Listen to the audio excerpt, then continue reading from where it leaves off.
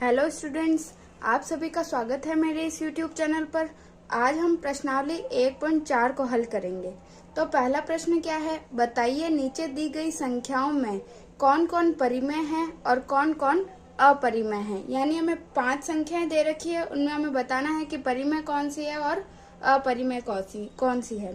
तो उसमें सबसे पहले हमें ये पता होना चाहिए कि परिमेय संख्या और अपरिमेय संख्या, जब भी एक अपरिमेय है एक परिमेय है, इनका जब अगर जोड़ेंगे तो भी हमारे पास अपरिमेय संख्या ही प्राप्त होगी। अगर परिमेय में से अपरिमेय को घटाएंगे तब भी अपरिमेय संख्या प्राप्त होगी, गुणा करेंगे तब भी अपरिमेय आएगी और भाग करेंगे तब भी अपरिमेय आएगी। यानी परिमेय संख्या का अपरिमेय से जोड़, बाकी गुणा भाग कुछ भी करेंगे तो हमें एक अपरिमेय संख्या ही प्राप्त होगी। ठीक है, ये हमें ध्यान रखना है।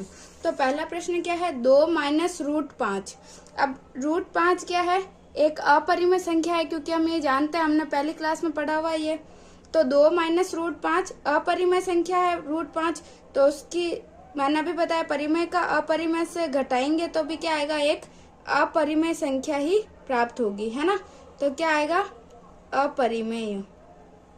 अपरिमेय संख्या ये प्राप्त होगी। और कैसे, अगर तो ये देखना है तो क्या होता है, 2 माइनस रूट 5 का मान होता है 0.246, ऐसा होता है। ठीक है, तो अगर ये घटाएंगे तो हमारे पास क्या संख्या आएगी, 0.246, ऐसे ये चलती जाएगी। तो ये एक अपरिमेय संख्या है जो कहीं पे खत्म नहीं हो रही है। तो ठीक है, तो 2 माइनस रूट 5 क्या है, एक अपरिमेय संख्या ही प्राप्त होगी। फिर दूसरा क्या है, 3 प्लस रूट 23 माइनस रूट 23। अब इसको पहले कोष्ठक से बाहर निकालते हैं तो क्या आएगा, 3 plus under root 23 minus under root 23। अब ये प्लस माइनस कट गया तो क्या आया, मेरे पास 3 बचा, और 3 एक कौन सी संख्या है, एक परिमेय संख्या। ठीक है, तीसरी क्या है, 2 रूट 7 बटा 7 रूट 7। अब ये इसके गुणा में है, मैं इसको ऐसा भी लिख सकती हूँ, 2 इंटू रूट 7 बटा 7 इंटू रूट 7। तो 7 रूट 7 ये दोनों गुणा में है, इसीलिए कट जाएंगे। तो क्या बचेगा, 2 बटा 7। तो p बटा q के रूप में होती है, वो कौन सी संख्या होती है, तो ये एक परिमेय संख्या आ गई। ठीक है, फिर है चौथा क्या है, 1 बटा रूट 2। रूट 2 हमें पता है कि एक अपरिमेय संख्या है, और अभी मैंने बताया परिमेय संख्या के साथ अपरिमेय का भाग भी देंगे तो क्या आएगा, हमारे पास एक अपरिमेय संख्या ही हमें प्राप्त होगी। फिर है 2 इंटू पाई, और पाई भी आपको पता है एक अपरिमेय संख्या होती है।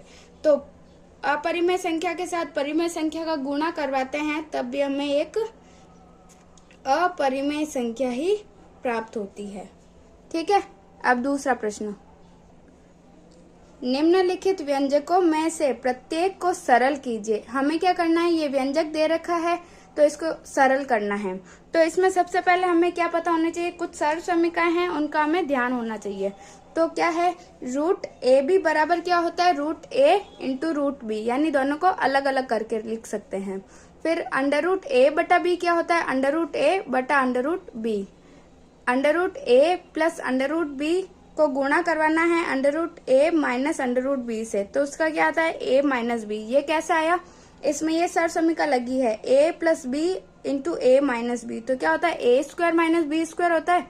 तो इसका स्क्वायर और इसका स्क्वायर किया तो ए माइनस बी हमें मिला। ठीक है, फिर है ए प्लस रूट बी और ए माइनस रूट बी, इसमें भी यही सरल समीकरण लगेगी, ए प्लस बी इंटू ए माइनस बी क्या होता है, A square minus B square.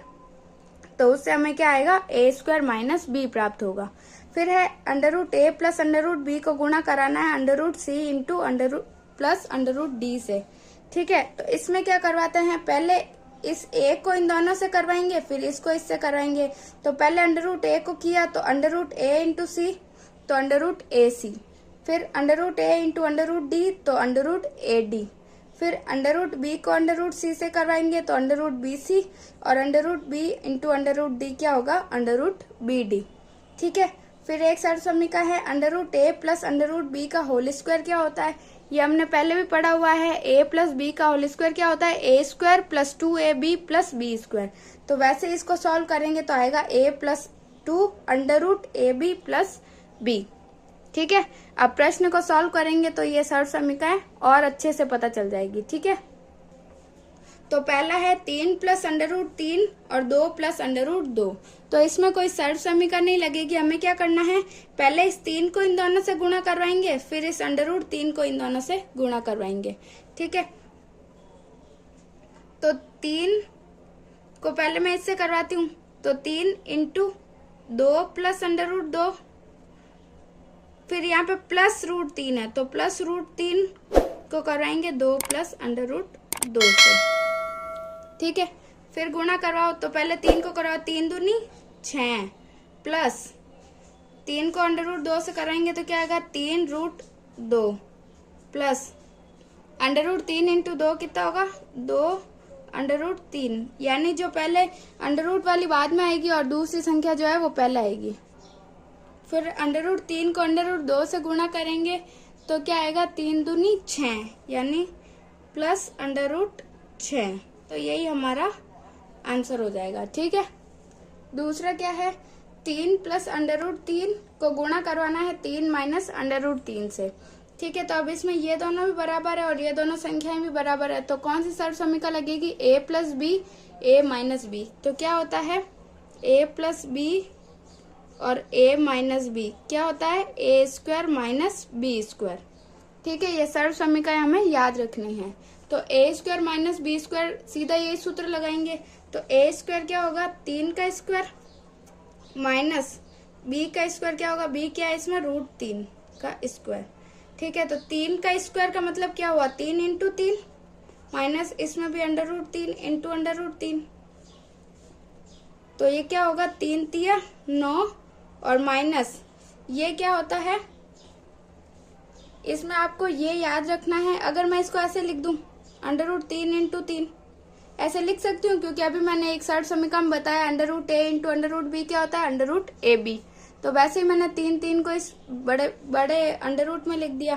तो अब इस वर्गमूल निकालेंगे तो इससे क्या आएगा, हमेशा वर्गमूल में क्या होता है जब दो संख्या होती है तो उसमें से एक संख्या अंडर रूट के बाहर आ जाती है ना। वर्गमूल ऐसे ही निकालते हैं, या फिर अंडर रूट 9 का वर्गमूल क्या होता है 3 होता है। ठीक है, तो यहाँ में आएगा 9 माइनस 3, तो फिर क्या बचा 9 में से 3 गए तो 6, तो 6 हमारा आंसर हो जाएगा। ठीक है, तो ये मैंने 3 इंटू 3 करके बताया। तो आपको यहीं पे याद होना चाहिए कि जब भी वर्गमूल और वर्ग, ये वर्गमूल के ऊपर अगर वर्ग होता है तो ये दोनों एक दूसरे से कट जाते हैं, सिर्फ 3 बचता है। ठीक है, तो अगर मैं ऐसे भी कर सकती हूँ 2 को इस वर्गमूल से काटा तो 3 बचा, ये जैसे यहाँ पे आ गया। ठीक है, तो अब ये याद रखना है कि जब भी अंडर रूट पे वर्ग हो तो ये एक दूसरे से कट जाते हैं, जो संख्या अंदर रहती है वही बच जाती है। ठीक है, फिर under root 5 plus under root 2 का होल स्क्वायर। तो होल स्क्वायर की सर्व समीकरण हम शुरू से पढ़ते आ रहे हैं। a प्लस बी का होल स्क्वायर क्या होता है a square plus 2ab plus B square, है ना। तो इसमें भी यही लगाओ, a स्क्वायर क्या होगा अंडर रूट 5 का स्क्वायर प्लस 2, a क्या है अंडर रूट 5, b क्या है अंडर रूट 2 प्लस b का स्क्वायर यानी अंडर रूट 2 का होल स्क्वायर। तो अभी मैंने आपको बताया था कि जब वर्गमूल और वर्ग दोनों हो, यानी वर्गमूल के ऊपर वर्ग हो तो ये दोनों एक दूसरे से कट जाते हैं। क्या बचता है पीछे केवल 5। ठीक है, प्लस इधर क्या बचेगा 2 तो बाहर ही रहेगा, रूट में क्या आ जाएगा 5 दूनी 10 प्लस ये भी इस वर्ग ये वर्गमूल से कट गया तो क्या बचा 2। फिर आगे सॉल्व करो 5 और 2 7 प्लस ये 2 रूट 10। ठीक है, ये किसी से भी जुड़ेगा नहीं क्योंकि इसके साथ ये गुणा में अंडर रूट भी है। ठीक है, तो इसको क्या लिख सकते हैं 7 प्लस 2 रूट 10। चौथा क्या है under root 5 minus under root 2 और under root 5 plus under root 2, यानी दोनों संख्याएं तो बराबर है, केवल चिन्ह चेंज है। ठीक है, तो ये भी सर्व समीकरण कौन सी हो गई a plus B A minus B. तो क्या होता है a square minus B square. तो ये सर्व समीकरण लगेगी, तो a plus B A minus B, तो a स्क्वायर यानी रूट 5 का स्क्वायर माइनस बी स्क्वायर क्या है अंडर रूट 2 का स्क्वायर। ठीक है, अब वर्ग से वर्गमूल हटा तो यहाँ पे बचा 5 और इस वर्गमूल से ये हटा तो इसमें क्या बचेगा 2, तो 5 माइनस 2 कितना होगा 3 और यही हमारा आंसर हो जाएगा। ठीक है, तीसरा प्रश्न क्या है, आपको याद होगा कि पाई को एक वृत्त की परिधि यानी परिधि को हमें क्या मानना है, सी मानना है, और उसके व्यास डी मानना है इसको। इसके अनुपात से परिभाषित किया जाता है, अर्थात पाई जो है वो किसके बराबर है, सी बटा डी के। यह इस तथ्य का अंतर्विरोध करता हुआ प्रतीत होता है कि पाई अपरिमेय है। इस अंतर्विरोध का निराकरण आप किस प्रकार करेंगे? तो चलिए देखते हैं। तो सबसे पहले इसने क्या बोला कि वृत्त की परिधि जो है सी, यानी परिधि क्या होता है, सी बराबर 2 पाई आर। ठीक है, 2 पाई आर होता है। तो अभी आर इसने त्रिज्या क्या ले रखी है, इसने डी बटा 2, क्योंकि डी इसने व्यास बोला है, तो त्रिज्या क्या होती है, व्यास की आधी। तो आर बराबर क्या है, डी बटा 2 है। तो अब आर का मान इसमें रखो तो क्या आएगा, सी बराबर 2 पाई आर की जगह डी बटा 2। तो ये गुणा में है, ये भाग में, तो ये कट गए दोनों। तो क्या बचा, अब पाई इधर ही रखे हैं, डी को अगर गुणा में है तो इधर आएगा, भाग में आ जाएगा, तो पाई क्या हो जाएगा, सी बटा डी आया। ठीक है, तो प्रश्न में हमें यही बताया है कि पाई का मान जो है वो सी बटा डी हमें इससे प्राप्त हुआ है। ठीक है, तो फिर ये बोल रहा है कि इसका अंतर्विरोध करता हुआ प्रतीत होता है कि पाई एक अपरिमेय है, लेकिन ये इसका अंतर्विरोध तो नहीं है। क्यों? क्योंकि सी या तो अपरिमेय होगा या डी अपरिमेय होगा, इन दोनों में से कोई ना कोई तो अपरिमेय होंगे ही, तभी पाई भी अपरिमेय है। ठीक है, और ये बोल रहा है कि क्या ये परिमेय नहीं हो सकता? तो नहीं हो सकता, क्योंकि जब हम सी और डी के मान लेते हैं तो वो एक्यूरेट नहीं आते हैं। ठीक है, दो कुछ भी आ सकता है, लेकिन एक्यूरेट मान कभी भी हम स्केल से नहीं लेते हैं। वो जो परिधि और व्यास हम लेते हैं वो हमेशा कहीं ना कहीं निकटतम मान ही हमें प्राप्त होता है, इसीलिए इसमें कोई विरोधाभास नहीं है। तो इसके लिए हमें थ्योरी लिखनी पड़ेगी। तो हम इसका उत्तर क्या लिखेंगे कि इसका कोई अंतर्विरोध, ठीक है, अंतर्विरोध नहीं है। यानी जो ये बोल रहा है कि पाई एक अपरिमेय है, तो ये बिल्कुल सही बोल रहा है। ठीक है, क्योंकि इसका कोई मतलब अंतर्विरोध नहीं है, क्योंकि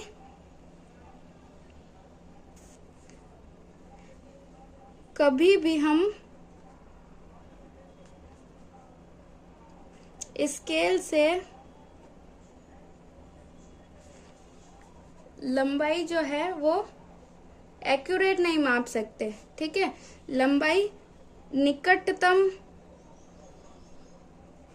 ही माप सकते हैं। ठीक है, यानी जो हमें जो एक परिमेय मान प्राप्त होता है वो केवल निकटतम ही प्राप्त होता है।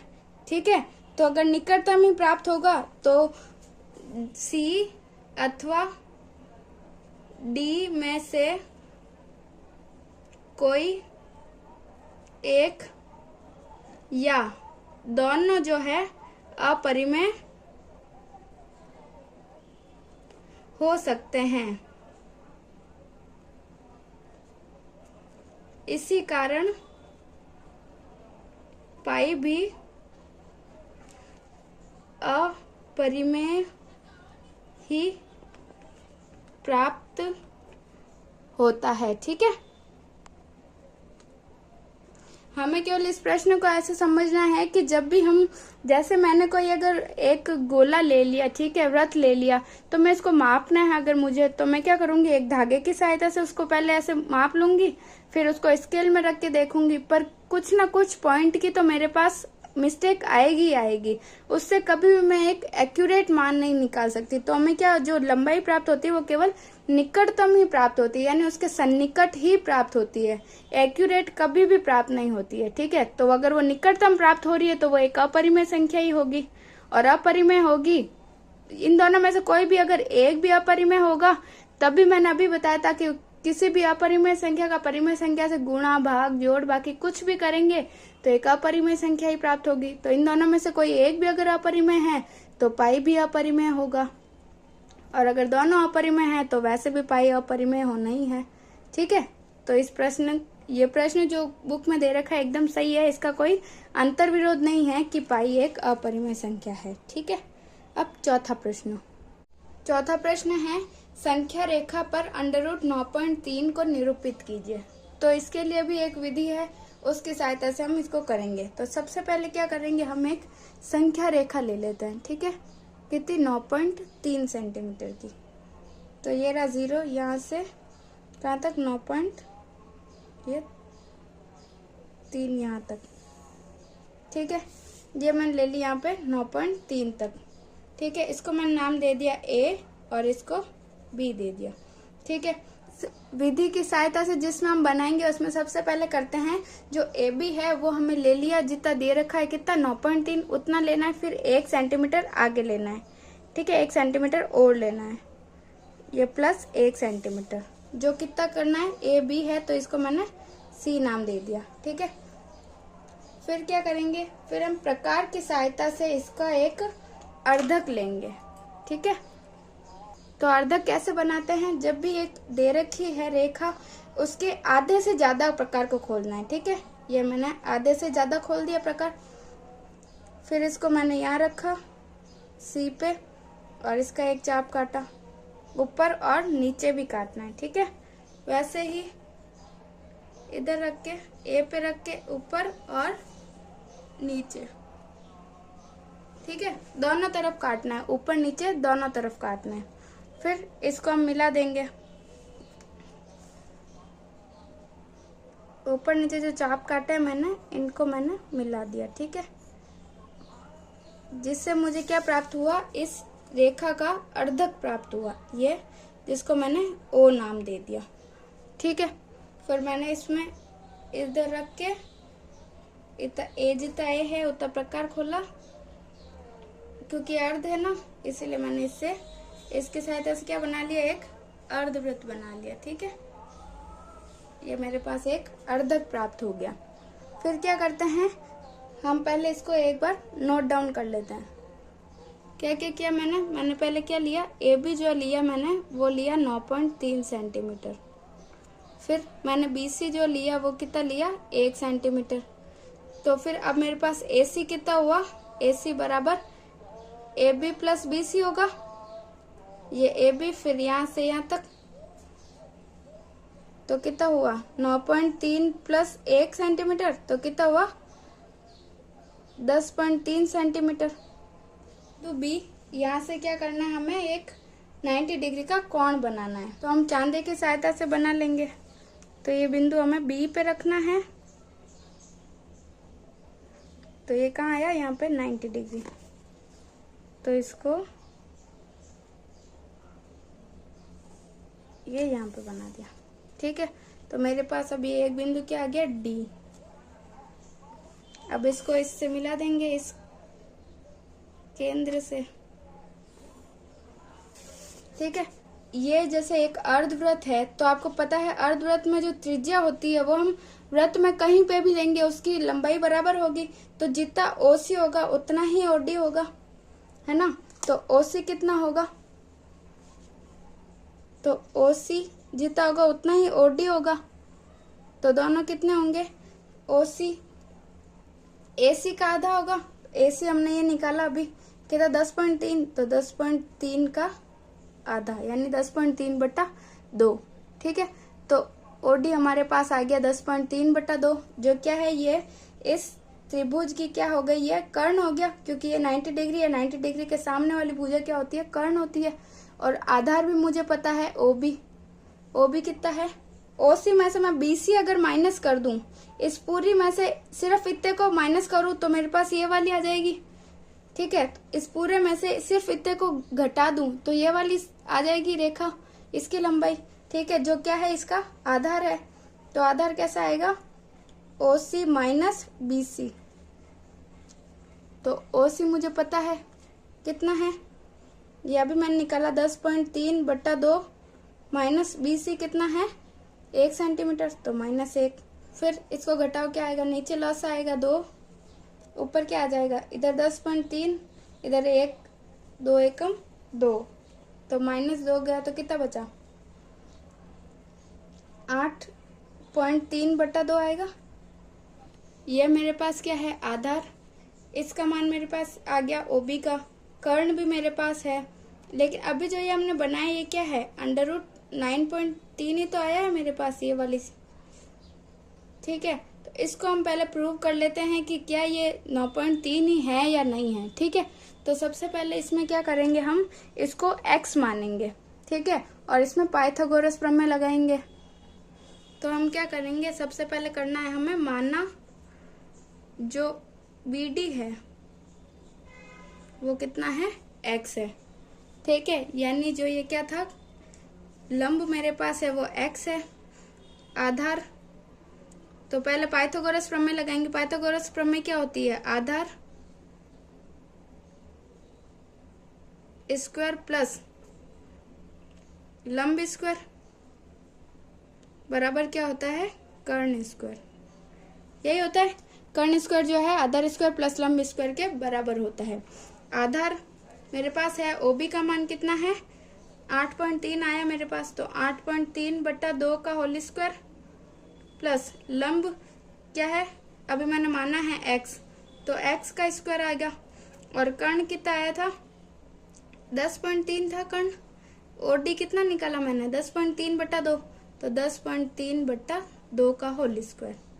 ठीक है, अब इसको कैसे सॉल्व करेंगे, x को इधर ही रखेंगे और इसको मैं उधर भेज देती हूँ। तो x स्क्वायर, क्योंकि x का स्क्वायर होल स्क्वायर है तो x इंटू x स्क्वायर हो गया, बराबर 10.3/2 इंटू 10.3/2 लिख सकती हूँ मैं। इसको स्क्वायर है, इसका मतलब 2 बार गुणा करना है और ये इधर जाएगा।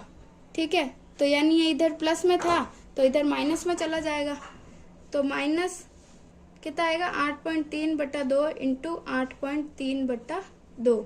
हम ऐसे सॉल्व करेंगे, पहले इसको इससे गुणा कराएंगे फिर इसको इससे गुणा करेंगे तो एक बड़ी संख्या प्राप्त होगी, है ना। और हम निकालने में बहुत मुश्किल आएगी क्योंकि ये दशमलव की संख्या है। तो इसमें हम एक सूत्र लगा सकते हैं, कौन सा, a² माइनस बी स्क्वायर।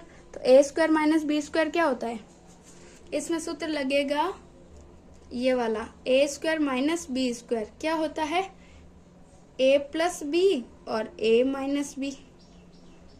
तो इसमें लगा दो a plus B a minus B, तो x² बराबर a क्या है 10.3/2 प्लस b क्या है 8.3/2 और इंटू 10.3/2 माइनस 8.3/2। जब हर बराबर होते हैं तो क्या होते हैं, डायरेक्ट जुड़ जाती है। तो 10.3 और 8.3 कितने हुए, 10 और 8 18.3 और 3 6/2 और गुणा, क्योंकि इन दोनों के बीच में गुणा है, इसमें से माइनस करेंगे, यानी 10 में से 0.3 तो गया, तो फिर 10 में से 8 गया तो 2 बचा केवल, तो इधर 2/2, तो ये 2/2 कट गया।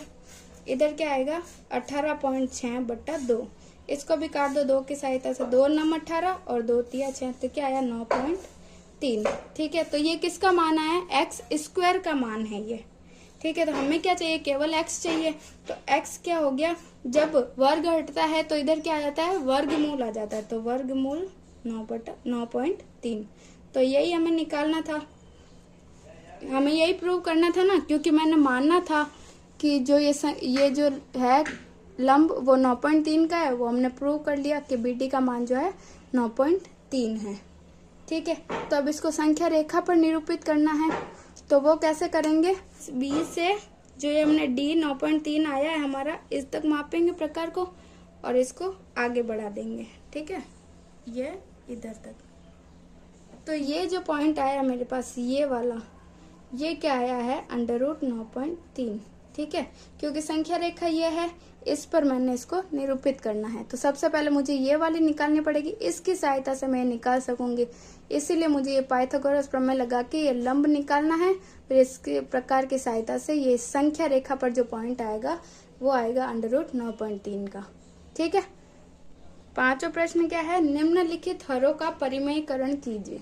परिमेयकरण क्या होता है कि जब भी कोई संख्या दे रखी है उसमें जो नीचे संख्या यानी हर जो है वो वहां पे अंडर रूट नहीं होना चाहिए। ठीक है, यानी अंडर रूट को ही हटाना है, इसीलिए इसका कर दिया कि हरों का परिमेयकरण। अब परिमेयकरण कैसे करेंगे कि अब इस अंडर रूट को मैं कैसे हटा सकती हूँ, मैं केवल मेरे पास एक ही सॉल्यूशन है कि अगर मैं √7 को √7 से ही गुणा कर दूं तो इसका अंडर रूट हट जाएगा। ठीक है, कैसे कि इसमें क्या करेंगे, ऊपर नीचे √7 से गुणा करवा देंगे, √60 है तो ऊपर नीचे √60 से गुणा करवाया, ठीक है। क्योंकि अगर मैं ये दोनों कट कर दूंगी तो वापस यही आया, तो इसको ऊपर नीचे करने से मुझे कोई दिक्कत नहीं होगी, ठीक है, कर सकती हूँ मैं ऐसा, ठीक है। क्योंकि अगर इनको काटेंगे तो वापस मुझे 1/√60 ही मिलेगा, इसीलिए जिसमें परिमेयकरण करना होता है उसी को ही ऊपर नीचे हमें गुणा करवा देना है, ठीक है। तो गुणा करवाएंगे तो इधर क्या आ जाएगा, √60 को 1 से कराएंगे तो √60 ही आएगा, इधर क्या आएगा √60 × √60, ठीक है। तो इसको मैं क्या लिख सकती हूँ, √60 का होल स्क्वायर लिख सकती हूँ। तो अभी मैंने आपको बताया था कि जब भी कभी वर्ग और वर्गमूल दोनों साथ हो तो वो क्या होता है, कट जाते हैं। तो फिर मेरे पास अब क्या बचेगा, √60/7, तो यही हमारा आंसर हो जाएगा, ठीक है। यानी जो हर है वहां पे अंडर नहीं होना चाहिए।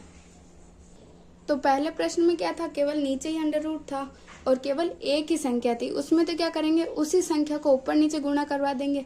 लेकिन जब ऐसी संख्या हो, ठीक है, तो इसमें क्या करना है कि जब दो संख्या है उन दोनों पे √ है, तो इसमें क्या करते हैं कि जब यहाँ पे प्लस हो तो हमें माइनस से गुणा करवा देना है, और माइनस है तो प्लस से गुणा, यानी इनके चिन्ह चेंज कर देना है, चिन्ह चेंज करके ऊपर नीचे गुणा करवा देना है। तो क्या करेंगे हम, 1/√7 माइनस √6 को किससे गुणा कराएंगे, √7 प्लस √6 से, ठीक है।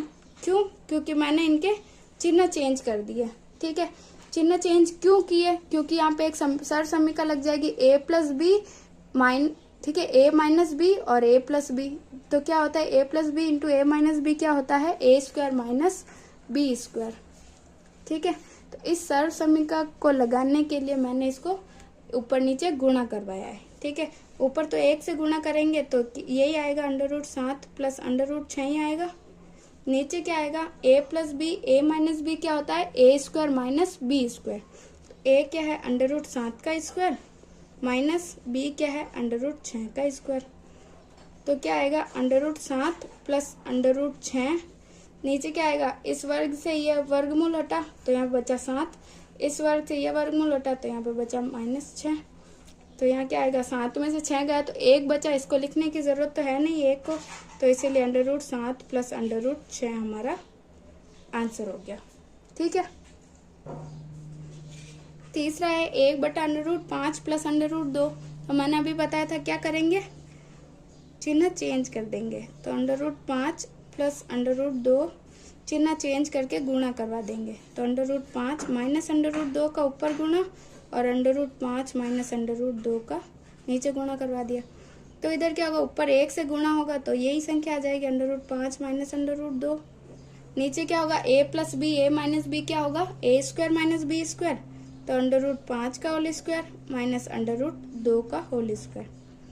तो ऊपर तो ये की ये संख्या आएगी, √5 माइनस √2, नीचे क्या होगा, स्क्वायर से वर्ग हटेगा तो यहाँ बचा 5 और इधर बच गया 2, तो क्या आएगा, √5 माइनस √2/5 में से 2 गया तो 3, तो यही हमारा आंसर हो गया, ठीक है। चौथा है 1/√7 माइनस 2, इसमें भी यही करेंगे, 1/√7 माइनस 2 को गुणा कराएंगे √7 + 2 से और √7 + 2 से, ठीक है। गुणा करेंगे, 1 से गुणा करेंगे तो √7 + 2 ही आएगा ऊपर, नीचे क्या आएगा, a + b, a - b तो a² यानी √7 का होल स्क्वायर माइनस b का स्क्वायर यानी 2 का होल स्क्वायर, तो क्या आया, √7 + 2, नीचे क्या होगा, स्क्वायर से वर्गमूल हटा तो इधर बचा 7 माइनस 2 का स्क्वायर यानी 2 × 2, तो 2 × 2 यानी 2 दूनी 4, तो फिर क्या आएगा, √7 + 2 बटा क्या आ जाएगा, 7 में से 4 गए तो 3 बच गया, तो यही हमारा आंसर हो गया, ठीक है। तो प्रश्नावली 1.4 यहीं पे समाप्त होती है। अगर आपको मेरे वीडियोस पसंद आ रहे हैं तो अपने दोस्तों में भी शेयर करिए, मेरे इन वीडियोस को लाइक करिए, मेरे इस YouTube चैनल को सब्सक्राइब ज़रूर कीजिए।